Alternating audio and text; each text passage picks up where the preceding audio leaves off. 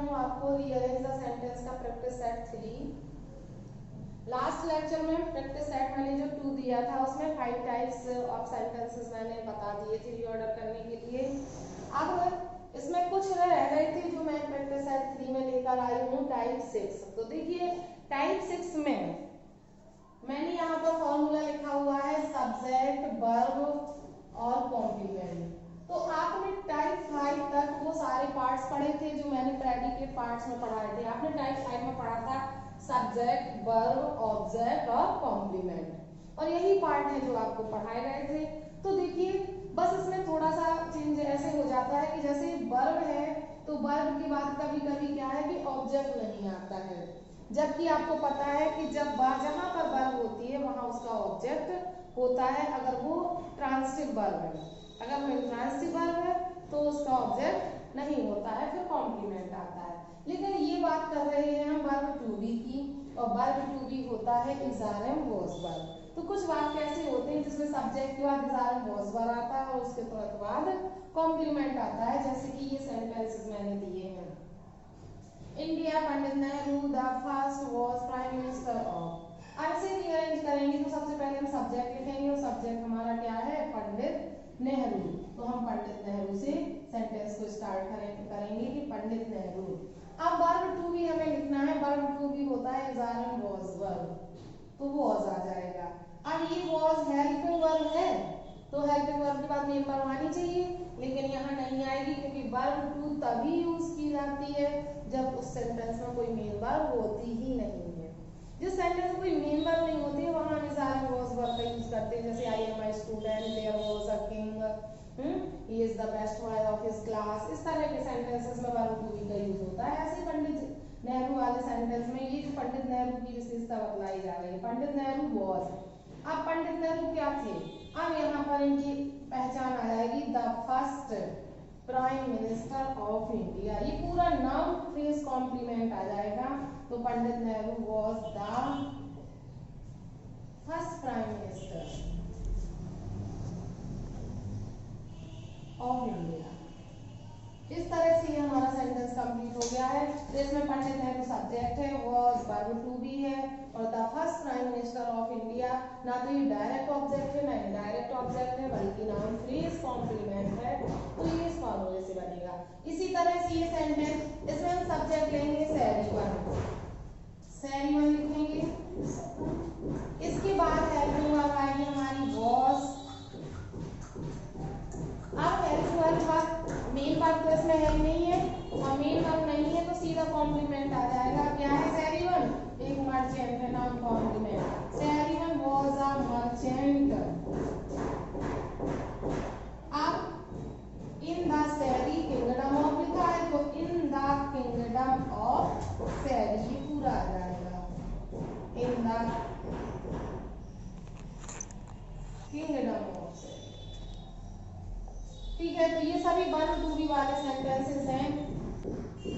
तो बस इस टाइप से वर्ब टू बी के सेंटेंसेस बनेंगे, जैसे कि he is honest, why are honest, why is he.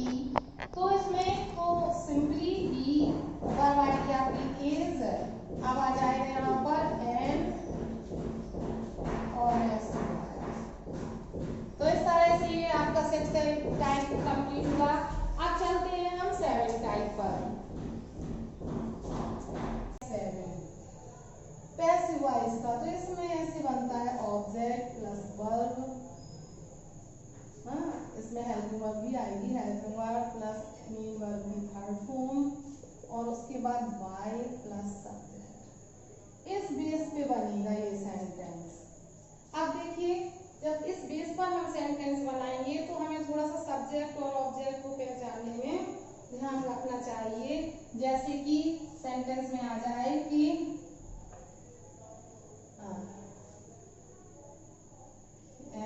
The teacher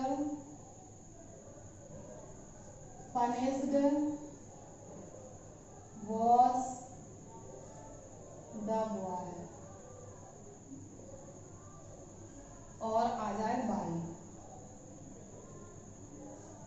तो किसी भी सेंटेंस में अगर बाई आ जाता है और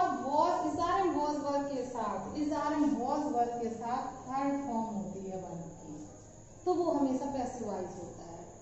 और देखिए वाई कभी आता है और कभी नहीं भी आता है, लेकिन मेन पहचान है हमारी वॉज, इज़ार एंड वॉज वर्ब के साथ थर्ड फॉर्म।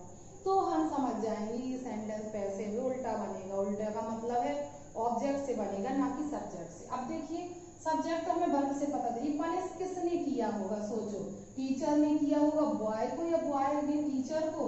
नहीं, टीचर ने ये बॉय को पनिश किया हो गया। तो किसके, जिसे पनिश किया है वो ऑब्जेक्ट है। टीचर ने पनिश किया, टीचर सब्जेक्ट है और सब्जेक्ट कहाँ जाता है? पीछे। और बॉय को पनिश किया है, बॉय ऑब्जेक्ट है, ऑब्जेक्ट कहाँ आता है? आगे। तो ये द बॉय से हम सेंटेंस बनाना शुरू करेंगे। तो द बॉय, अब हेल्पिंग वर्ब आएगी वॉज और मेन वर्ब आएगी क्या? पनिश्ड।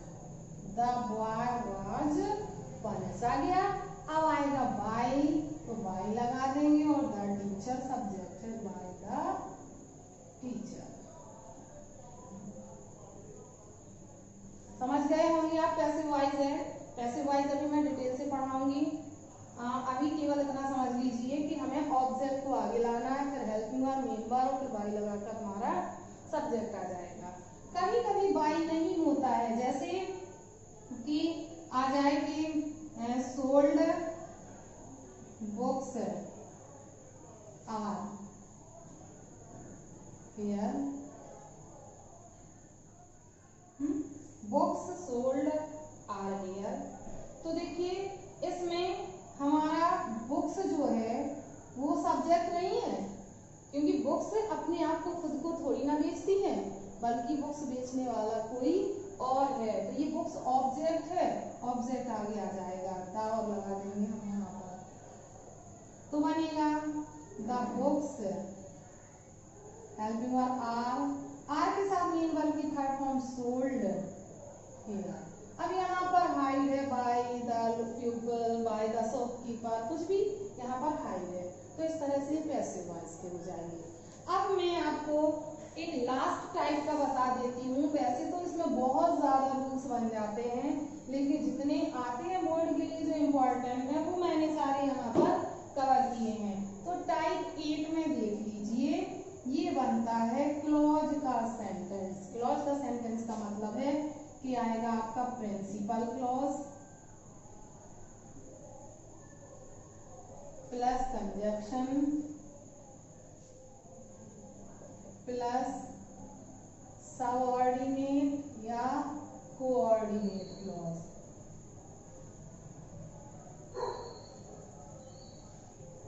ये चीज, ये देखिए, ये थोड़ा सा डिफिकल्ट पार्ट है इसका। इस पर आपको ध्यान देना है कि ये प्रिंसिपल क्लॉज क्या होता है और ये सबऑर्डिनेट क्लॉज क्या होता है। तो देखिए प्रिंसिपल क्लॉज वो क्लॉज होता है जो अपने आप में क्या होता है? फ्री होता है। तो जो अपने आप में फ्री होता है वो प्रिंसिपल क्लॉज होता है, और जो क्लॉज प्रिंसिपल पर डिपेंडेंट होता है वो सबऑर्डिनेट क्लॉज होता है, और कोऑर्डिनेट क्लॉज तो फ्री होता है, वो भी अपने आप में कंप्लीट होता है। तो देखिए क्लॉज का सेंटेंस आ जाता है, तब आपको ध्यान रखना है कि आपको 2 कंप्लीट सेंटेंस बनाने हैं और उन्हें कंजक्शन से जोड़ने हैं। जैसे कि कोई भी एग्जांपल आ जाता है कि जैसे on the blessings, all the blessings are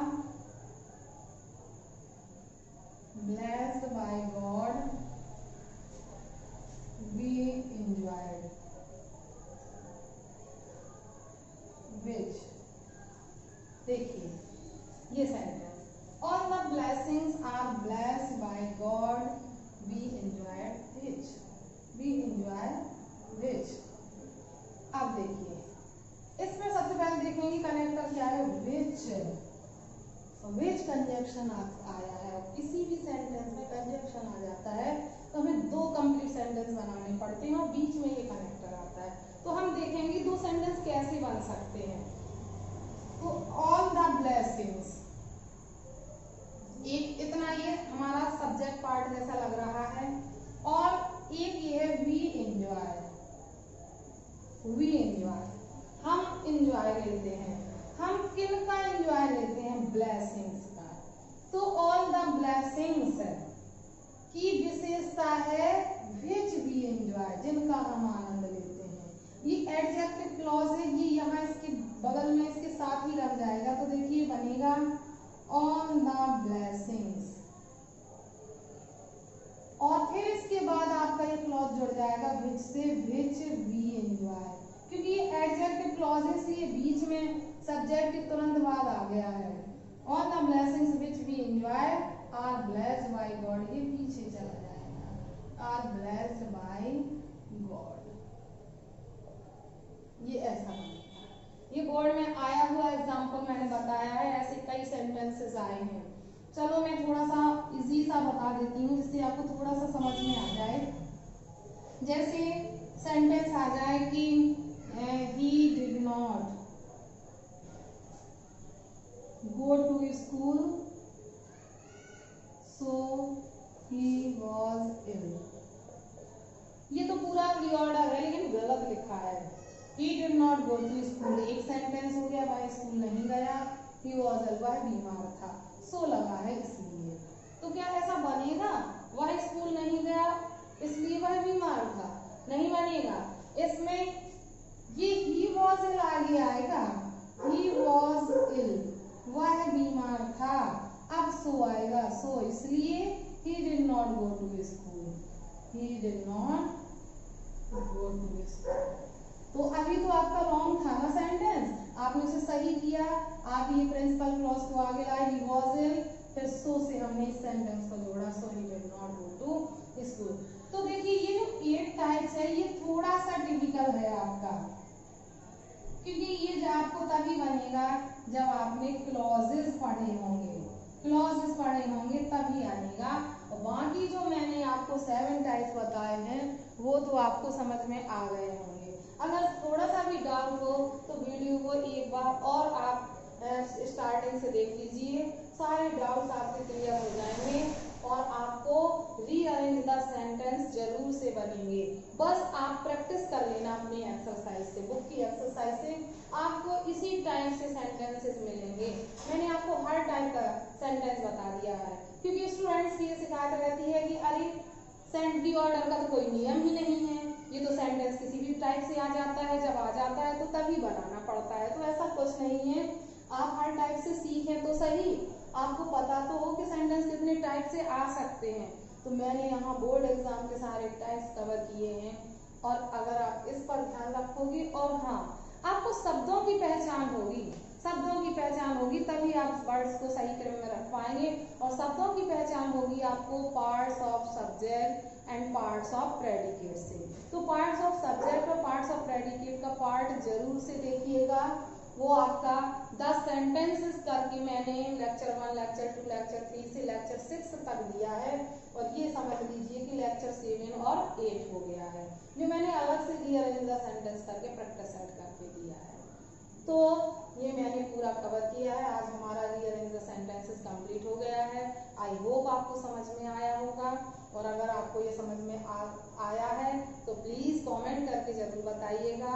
और ऐसे ही वीडियोस अगर आप देखना चाहते हैं तो प्लीज चैनल को सब्सक्राइब करें।